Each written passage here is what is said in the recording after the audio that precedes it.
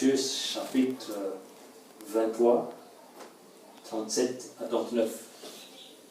Je vais partager ce que le Seigneur m'a enseigné ce jour-là, par la grâce du Seigneur. Amen.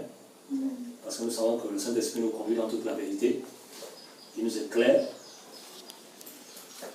Il nous... Est-ce que quelqu'un peut lire? Charles, vas-y, tu peux lire? Jérusalem, Jérusalem, qui tue les prophètes et qui lapide ceux qui te sont envoyés. Combien de fois ai-je voulu rassembler tes enfants, comme la poule rassemble ses poussins sous ses ailes, et vous ne l'avez pas voulu. Voici, votre maison va devenir déserte, car je vous le dis, vous ne me verrez plus désormais, jusqu'à ce que vous disiez, béni soit celui qui vient au nom du Seigneur. Amen.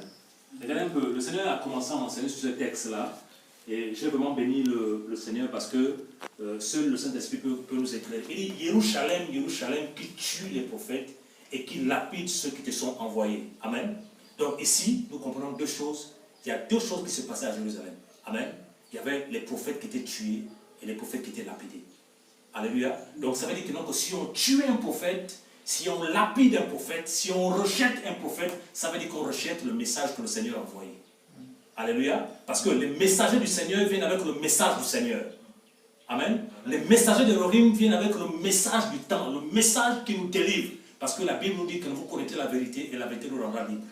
Alléluia. Donc le Seigneur a envoyé des gens à Jérusalem, des prophètes. Mais qu'est-ce qui se passait à Jérusalem? En fait, il y avait le rejet du message, le rejet de la vraie parole.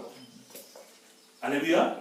Et il dit ici que combien de fois ai-je voulu te rassembler tes enfants comme la poule rassemble ses poussins sous ses ailes et vous ne l'avez pas voulu. Alléluia. Et ici, quand je lisais cette partie-là, je comprenais que un vrai prophète du Seigneur, quand il donne un message, ce n'est pas pour diviser les enfants du Seigneur.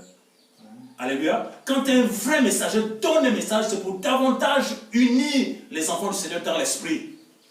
Alléluia. Bien sûr que non, qu'il ne s'agit pas de l'unité comme on voit unir la culture africaine où quand on parle d'être unis, il faut qu'on mange ensemble alors qu'on est hypocrite. Non, ça c'est pas de ça. On parle de l'unité dans l'esprit. Amen. On doit être unis entre frères et sœurs dans les nations autour de la vérité.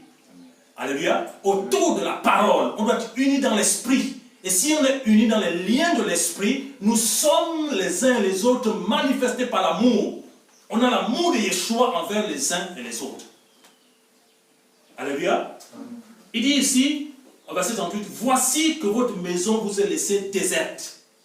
Et en lisant cette partie, le Seigneur a commencé à mentionner que à chaque fois que le message, à chaque fois que les envoyés d'Élohim sont rejetés, à chaque fois qu'ils sont lapidés, vous allez comprendre qu'il y a un désert qui naît. Amen.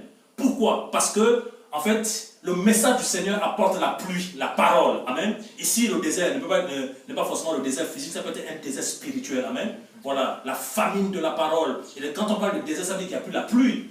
Quand on parle de désert, ça veut dire que les plantes ne poussent plus. Quand on parle de désert, on parle de beaucoup de choses. On parle du sec. Il y a la précarité, il y a le sec. Alléluia. Mais pourquoi il y a eu le sec? C'est parce que les messagers du Seigneur ont été rejetés.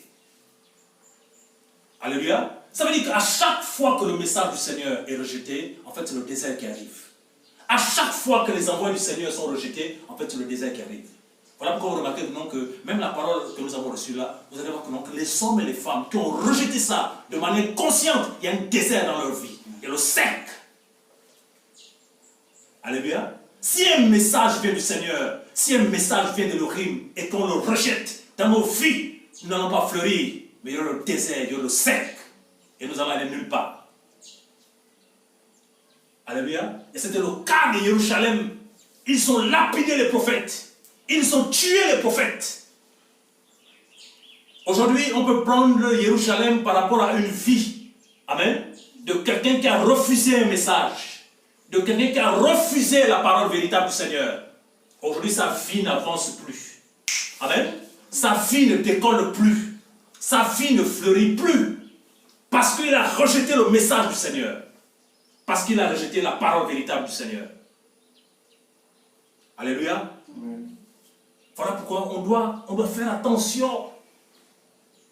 Ils ont lapidé les envoyés du Seigneur. Amen. Parce que quand on parle d'envoyés du Seigneur, on parle des messagers qui viennent avec le message du temps. Avec la parole véritable.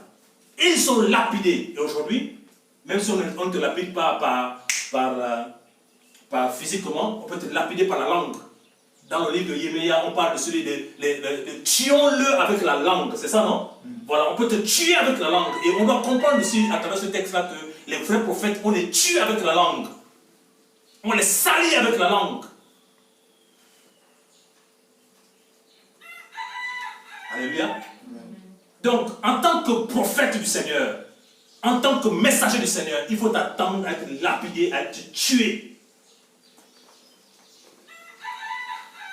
Mais on bénit le Seigneur parce que quand le temps n'est pas encore arrivé, on ne peut pas t'atteindre. Amen.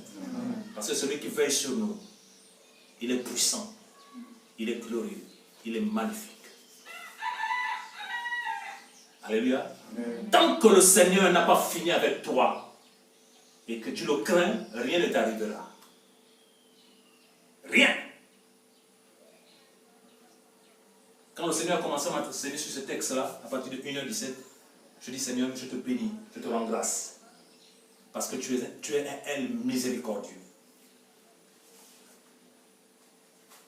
Plus tu veux parler de la part du Seigneur, plus tu seras rejeté. Plus tu veux parler de la part du Seigneur, plus on va te salir.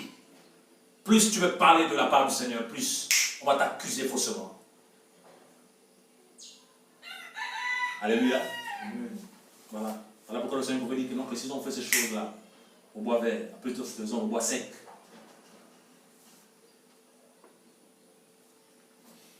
Si Yeshua, on l'a sali, si Yeshua, on l'a rejeté, après il faut raison nous. Amen. Les vrais prophètes, on les lapide. On a lapidé Paulos, on a lapidé Petros, on a lapidé Yéméa. Mais ils n'ont pas regardé à ce que les hommes disaient. Amen. Ils n'ont pas regardé à ce que les hommes pensaient d'eux. Ils ont regardé à Yeshua. Alors pourquoi Paulos pouvait dire, est-ce la faveur des hommes que je désire ou celle de l'Orime? Les apôtres ont recherché la faveur du Seigneur. Alléluia. Amen. Est-ce qu'on peut prier pour les vrais prophètes dans les nations? Que le Seigneur les garde